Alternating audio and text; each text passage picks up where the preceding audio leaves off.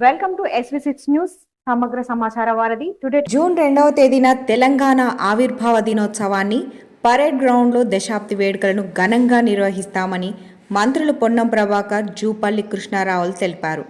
Parade గ్రౌండ్లో వేడుకలను సందర్శించిన అనంతరం మీడియాతో మాట్లాడుతూ తెలంగాణకు ఒక గీతం ఉండాలని, నాడు ఉద్యమానికి రాష్ట్ర గీతం ఆవిష్కరిస్తామన్నారు. రాజకీయంగా విమర్శలకు వేదిక కాదని, అన్ని రాజకీయ పార్టీలు వేడుకలు జరుపుకోవాలని, తెలంగాణ అమరులను ప్రధాని నరేంద్ర మోడీ అవమానించారని, తల్లి చనిపోయింది, బిడ్డను తెచ్చుకున్నామన్నారు. సుష్మా స్వరాజ్ సేవలు మేము మర్చిపోమన్నారు. ఆత్మగౌరవం కోసమే తెలంగాణ ఉద్యమం. మాజీ ముఖ్యమంత్రికి కూడా మేము ఆహ్వానం పంపామని, మాకు గత 10 ఏళ్లలో ఒక్క ఆహ్వాన పత్రిక రాలేదని, సోనియా తెలంగాణ ఇచ్చిన ప్రదాత అని, సోనియా వస్తారనే నమ్మకం ఉందని వెల్లడించారు. చిహ్నంపై గతంలో ఎవరి అభిప్రాయాలను తీసుకోలేదని, ప్రజల ఆలోచనలకు అనుగుణంగా ప్రభుత్వం నిర్ణయం తీసుకుంటుందని నిరసన చెప్పుకోవచ్చు, కానీ ఎన్నికల కోడ్ ఉల్లంఘించారని కేసు నమోదైందన్నారు. ప్రభుత్వం కూలిపోతుందని బీజేపీ, బీఆర్ఎస్ పదే పదే పిల్లి శాపనార్థాలు పెడుతున్నారని, ఇవాళ రోజు ప్రజాస్వామిక తెలంగాణ రాష్ట్రం ఏర్పడిందని, ఆవిర్భావ దినోత్సవానికి సోనియా గాంధీని ఆహ్వానించామని తెలిపారు. ఈ వేడుకల్లో ప్రతి ఒక్కరూ భాగస్వామ్యం కావాలని, తెలంగాణ చిహ్నాన్ని అందరి కోరిక మేరకు రూపొందించామని, రేపు తెలంగాణ ప్రత్యేక గీతాన్ని ఆవిష్కరిస్తామని చెప్పారు. సోనియా గాంధీ ఒక అడుగు వెనుకకు వేస్తే తెలంగాణ రాకపోయేదని, ప్రధాని పార్లమెంట్ వేదికగా తెలంగాణ సమాజాన్ని అవమానించాడన్నారు.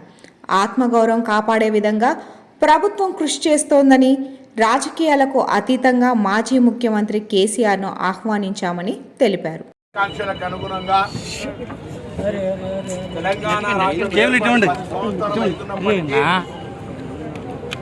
ప్రజాస్వామికంగా ప్రజలు కోరుకున్న తెలంగాణ వచ్చి జూన్ 2 ఆవిర్భావ దినోత్సవం జరుపుకుంటున్న ఈ సందర్భంగా తెలంగాణ కోసం ఉద్యమించినటువంటి ప్రతి పౌరుడు, అది కుల సంఘాల జేఏసీ కావచ్చు, లేదా తెలంగాణ మొత్తం సమాజం, ఆర్టీసీ, సింగరేణి, జర్నలిస్టులు, ఎన్జిఓలు, రిటైర్డ్ ఉద్యోగులు, ఇట్లా ఒక్కరని కాదు, మొత్తంగా కళాకారులతో సహా ప్రతి ఒక్కరు, విద్యార్థులు, విద్యార్థి నాయకులు, కొంతమంది అయితే తెలంగాణ ఆకాంక్షలను అందరూ సీరియస్గా నిర్ణయించాల్సిన వాళ్ళంతా గమనించాలని ప్రాణాలు అర్పించినటువంటి, సాధించుకున్న తెలంగాణకు సంబంధించి 10 సంవత్సరాలు మరొక నియంతృత్వ వేదికగా మారినటువంటి పరిస్థితుల్లో మార్పు కోరుకొని ప్రజలు ఇలా తెలంగాణ రాష్ట్రాన్ని, ప్రజాస్వామిక తెలంగాణను, ప్రజల పాలన తెలంగాణ తెచ్చుకున్నటువంటి సందర్భంలో జరిగే వేడుకలు ప్రతి తెలంగాణ బిడ్డ ఉత్సాహంగా జరుపుకోవాలి, అందరూ భాగస్వాములు కావాలని, తెలంగాణకు ఒక గీతం ఉండాలని, ఆనాడు ఉద్యమానికి స్ఫూర్తినిచ్చినటువంటి గీతాన్ని రాష్ట్ర గీతంగా నిర్ణయించుకొని రేపు ఆవిష్కరించుకుంటున్న సందర్భంలో, అమరవీరుల కుటుంబాలను సన్మానించుకుంటున్న సందర్భంలో, తెలంగాణ ఉద్యమ స్ఫూర్తిలో పోరాడిన వాళ్ళందరినీ కూడా జ్ఞాపకం చేసుకోవడంతో పాటుగా రాబోయే భవిష్యత్ తెలంగాణ ప్రజల ఆకాంక్షకు అనుగుణంగా ఏ విధంగా ఉండాలో ఒక ఆలోచన తీసుకుపోయే విధంగా మరి రేపటి ఈ యొక్క ఆవిష్కరణ దినోత్సవాలు జరుగుతూ ఉన్నాయి. సరే, రాజకీయంగా ఇది విమర్శలకు వేదిక కాదు. అన్ని రాజకీయ పార్టీలు ఈ యొక్క వేడుకలు జరుపుకోవాలి, అందరూ కూడా భాగస్వాములు కావాలి. కానీ వాస్తవం ఎవరు కూడా మర్చిపోయేటువంటి అంశం కాదు. ఆనాడు తెలంగాణ పార్లమెంట్ సభ్యులంగా సోనియా గాంధీ గారు ఒకవేళ తెలంగాణ ఇచ్చే విషయంలో ఒక అడుగు, తెలంగాణ రాష్ట్రం 10 సంవత్సరాల ఆవిర్భావ దినోత్సవ వేడుకలు ఏర్పాటు చేసుకుంటున్నారు.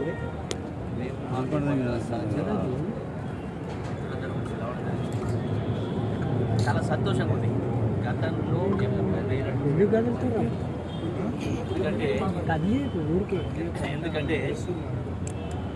గతానికి వచ్చినటువంటి స్పష్టంగా కనపడతాం. ఎందుకంటే ఈ రోజున తెలంగాణ రాష్ట్ర సాధన కోసం యావత్ తెలంగాణ సమాజాన్ని సంఘటిత చేసినటువంటి శక్తి జయ జయ హే తెలంగాణ పాట, అట్లాగే గద్దరన్న పాట పొడుస్తున్న పొట్టు మీద నడుస్తున్న కాలం, యావత్ సమాజానికి స్ఫూర్తినిచ్చి సంఘటన శక్తి నిర్మాణం జరిగింది. ఈ సమాజంలో ఉన్నటువంటి అన్ని వర్గాల ప్రజలు ఏకతాటిపైకి తెచ్చినటువంటి ఉద్యమకారులు, అన్ని వర్గాల ప్రజలు ఉన్నారు. దురదృష్టం ఏంటంటే ఏ తెలంగాణ రాష్ట్ర సాధన కోసం వందలాది మంది బిడ్డలు ప్రాణత్యాగాలు అర్పించారో వాళ్ళు కూడా అందరిలాగా బతికేవాళ్ళే. కానీ మా వచ్చిన తెలంగాణ, మా చావుల ద్వారా తెలంగాణ రావాలి, వచ్చిన తెలంగాణ గొప్ప తెలంగాణగా ఏర్పడాలనేది వాళ్ళ యొక్క ఆకాంక్ష.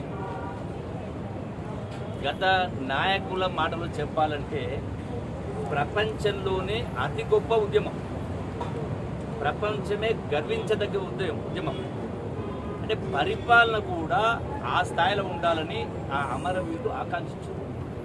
దానికి భిన్నంగా పరిపాలన జరిగింది కాబట్టి గడిచిన 10 సంవత్సరాల కాలంలో లక్ష్యం నెరవేరింది. అన్నిటికంటే ముఖ్యమైనది మనిషికి ఆత్మగౌరవం అత్యంత ప్రధానం. ఏమీ లేనివాడైనా ఆత్మగౌరవం దాన్ని